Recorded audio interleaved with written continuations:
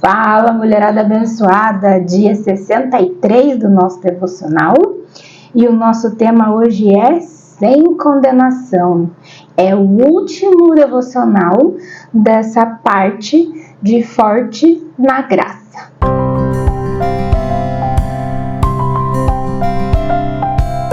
Vamos orar então para a gente começar? Paizinho, em nome de Jesus, mais uma vez aqui na sua presença, Pai, para abrir a nossa mente e o nosso coração, Pai, para ouvir a Tua voz, para receber aquilo que o Senhor quer nos entregar hoje, Senhor. E mais uma vez pedimos a Tua força para colocarmos em prática aquilo que recebemos aqui.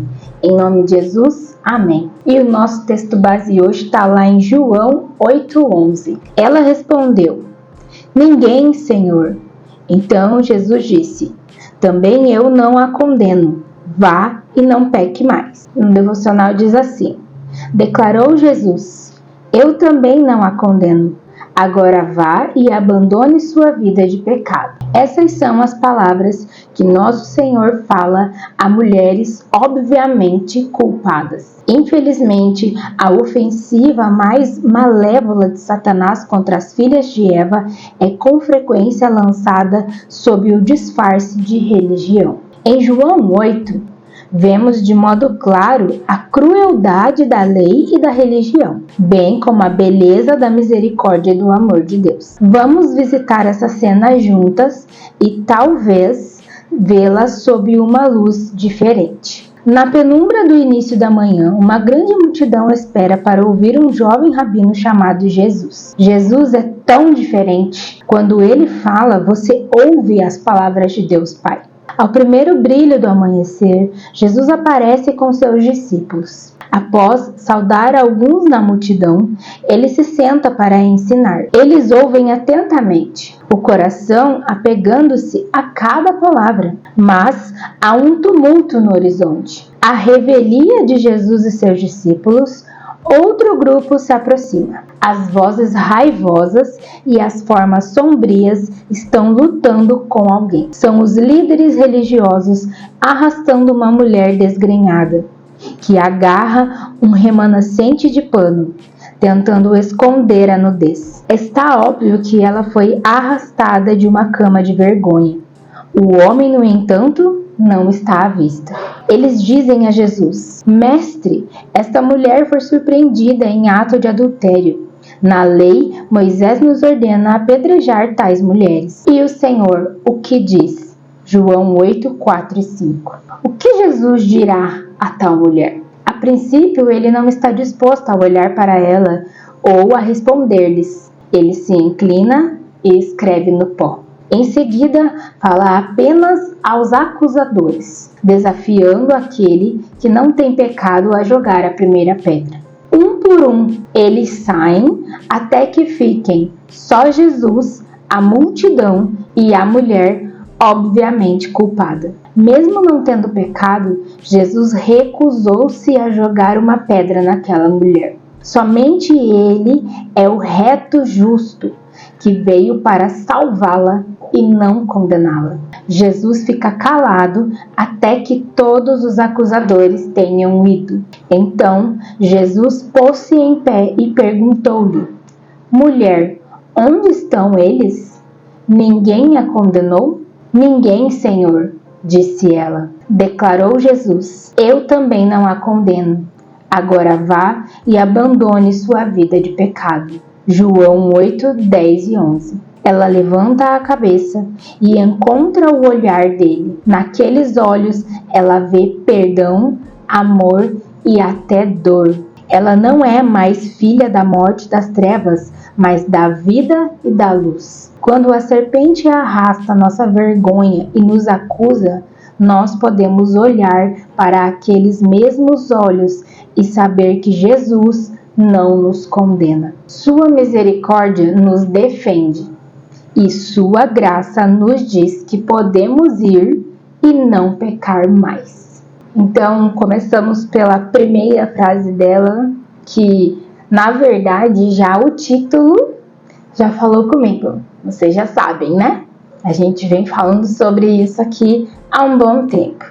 Sobre como o Senhor tem usado esse devocional, usado todo esse tempo e todo esse processo para me curar da autocondenação, para me ensinar sobre o auto-perdão, sobre aceitar verdadeiramente o perdão dele no meu coração, não me autocondenando mais. Então, a primeira frase dela fala: essas são as palavras que nosso Senhor fala a mulheres obviamente culpadas. As palavras que ela está falando aqui é a do versículo, de que Jesus declara para mim e para você que Ele não nos condena, que agora nós podemos ir e abandonar o nosso pecado.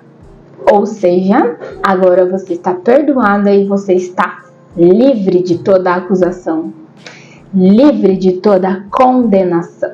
Então é claro que essa frase aqui foi certeira para mim.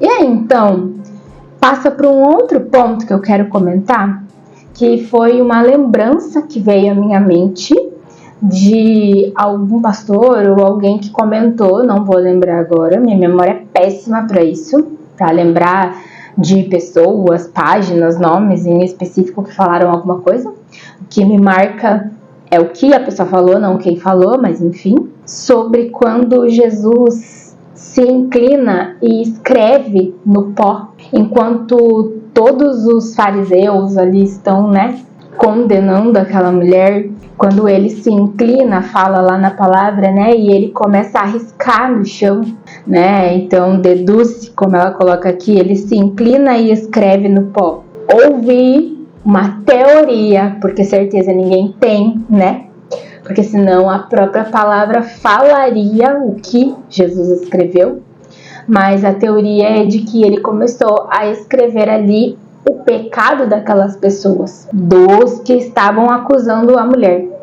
E aí então, ao olhar para aquilo e ver que ele estava escrevendo aquilo ali, eles se sentiram constrangidos. Então o meu ponto aqui não é falar que realmente foi isso que Jesus fez, porque como eu falei, se fosse para a gente saber o que era, a palavra diria o que Jesus escreveu. Mas aqui entra sim um ponto de reflexão para nós, de entendermos que eles foram, de alguma forma, se não pela escrita, mas pela fala de Jesus, quando ele diz que se tivesse alguém ali sem pecado que atirasse a primeira pedra, ele constrange aquelas pessoas. Ele faz elas olharem para dentro. E é no momento em que eles conseguem fazer essa autoanálise, provocados por Jesus. Jesus consegue, naquele momento, adentrar ao mais profundo de cada coração ali. Ainda que corações duros para reconhecer Ele como Filho de Deus, mas pelo poder do Espírito Santo trazer um convencimento, porque é o Espírito Santo que nos convence da justiça, do juízo e do pecado, trazer aquelas pessoas os pecados que elas cometeram, ou cometiam, se naquele momento algum deles estivesse na prática de algum pecado. E aí então o resultado dessa autoanálise que Jesus provoca neles é eles irem embora, largarem as suas pedras e não conseguirem, não terem forças mais para apontar para o outro, sendo que eles mesmos também estavam passando por situações como a dela. A única diferença era, ela foi pega e eles não.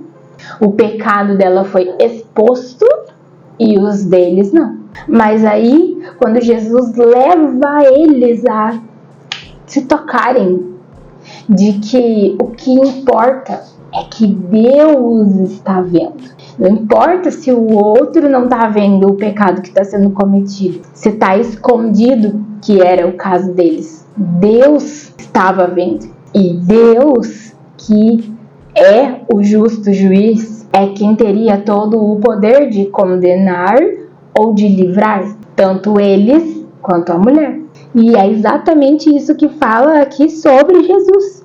Somente Ele é o reto justo, que veio para salvá-la e não condená-la. E isso era um fato tanto para ela que estava ali sendo exposta, mas também para eles, onde os seus pecados estavam apenas ocultos. E aí a gente passa por um outro ponto muito interessante, que ela fala: Jesus fica calado até que todos os acusadores tenham ido.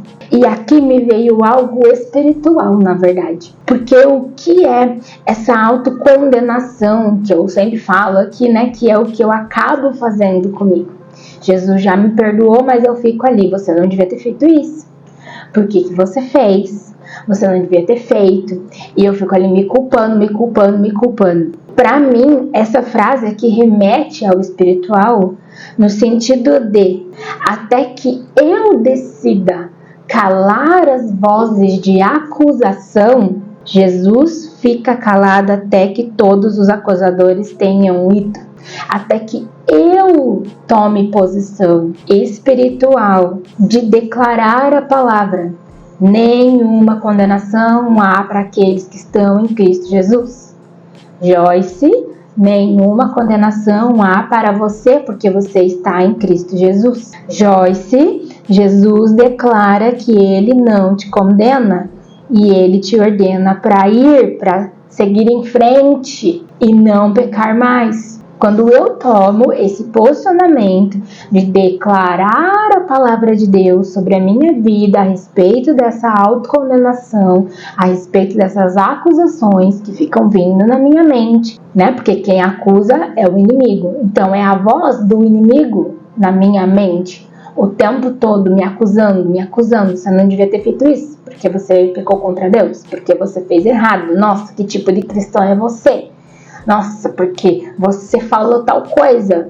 Deus deve estar muito triste com você. E fica vindo essas vozes de acusação quando eu já orei, quando eu já me arrependi, quando Deus já me perdoou, e eu continuo permitindo que essas vozes falem comigo e por mim. Porque aí, sobre as minhas atitudes, eu acabo agindo de uma forma em que eu ainda sou condenada, paralisando, não saindo do lugar, não seguindo em frente, não indo como Jesus me ordena para ir. E o que fica claro aqui nessa frase é que até que eu me posicione e diga para essas vozes: cala a boca, você não tem poder sobre mim, porque a palavra diz que eu já não tenho mais nenhuma condenação sobre mim. Se eu me arrependi, se eu pedir perdão, tá perdoado, tá esquecido por Deus. E começar a declarar essas frases, até que eu cale essas vozes na minha mente, Jesus vai ficar calado. E aí então, quando que Jesus vai poder vir e fazer uma restauração no meu coração?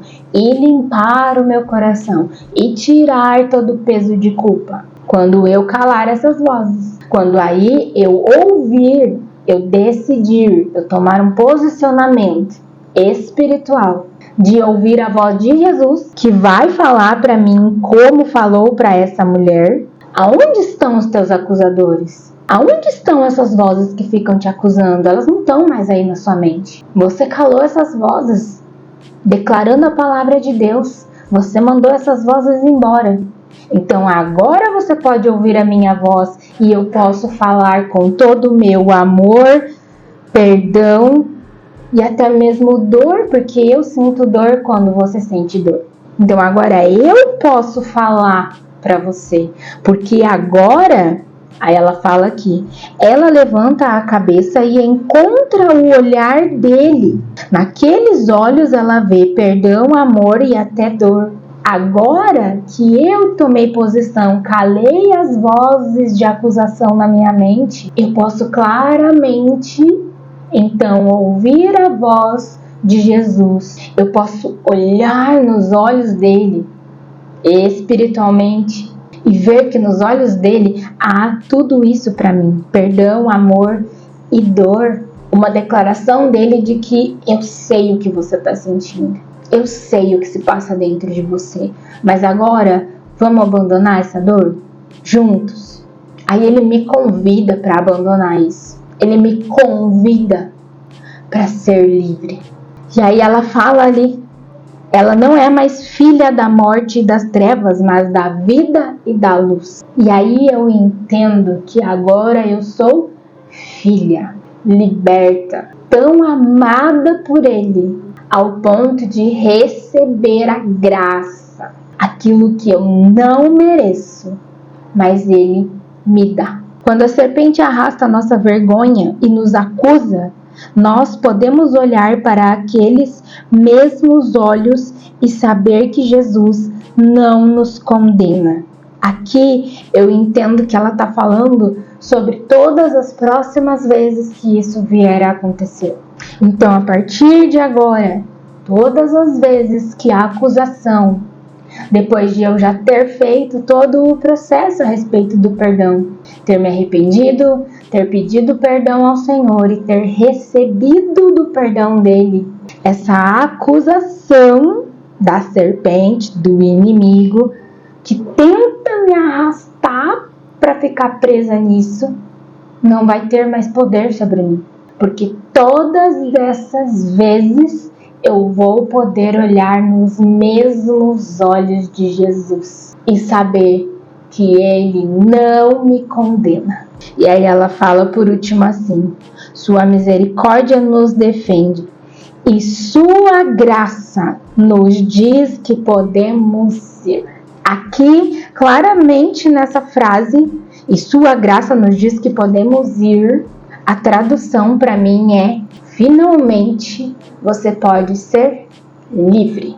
A graça de Deus me liberta de toda acusação e me faz livre para seguir em frente, para sair do lugar, para na próxima vez que acontecer algo de eu cair num pecado, de eu querer me afundar de volta nessa acusação, eu entender que eu não preciso ficar ali presa naquilo.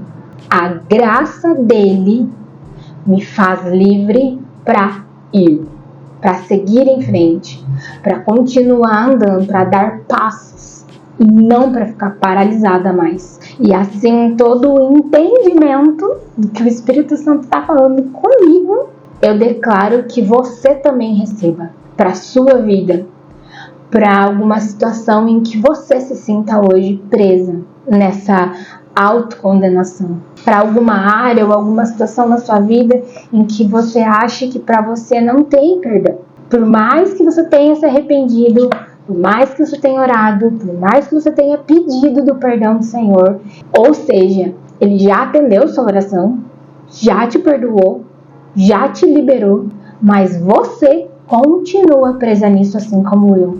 Que você possa, junto comigo hoje, receber dessa liberdade.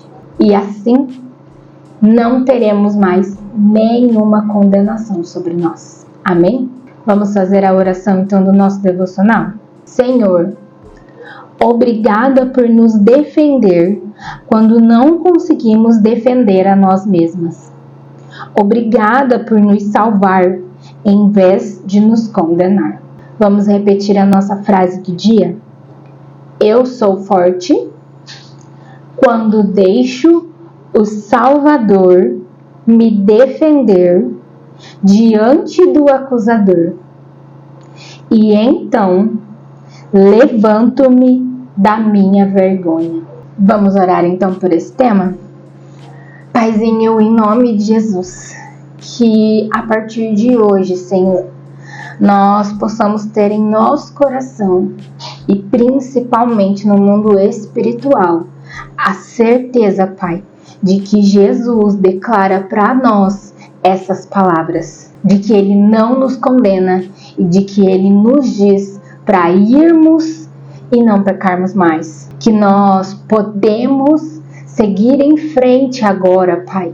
Nós não precisamos mais ficar presas às acusações que o inimigo nos faz. Que em nome de Jesus, a cada queda nossa, Pai, porque somos humanas, estamos sujeitas ao pecado e sabemos que nesse mundo caído é isso que acontecerá conosco até o último dia. Mas diante disso, que nós possamos entender, mas principalmente receber da tua graça que nos liberta de toda condenação.